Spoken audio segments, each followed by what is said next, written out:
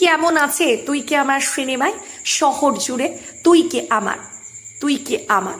হাতে গোনা আর মাত্র একদিন, শুভমুক্তি 30শে আগস্ট। পরকীয়া কিভাবে শেষ করে দিতে পারে সন্তানদের ভবিষ্যৎ। নাবালিকা মেয়েকেও লালসার শিকার হতে হয় সমাজে লুকিয়ে থাকা নরখাদকদের হাতে। মহিলাদের পোশাক নয়, পরিবর্তন হোক নরখাদকদের ধর্ষক মনে। বলবে তুই কে আমার সিনেমাটি। ইতিমধ্যে গ্রাম থেকে শহর, এক কথায় রাজ্য জুড়ে দেওয়াল পোস্টার হোর্ডিং চলছে 30 তারিখের শুভ মুক্তির প্রস্তুতি। এসকে বাসারের বাহিনী নিয়ে দাউদ হোসেন পরিচালিত তুই কে আমার সিনেমাটি শুধু মুক্তি পাচ্ছে পশ্চিমবঙ্গের বিভিন্ন হলে।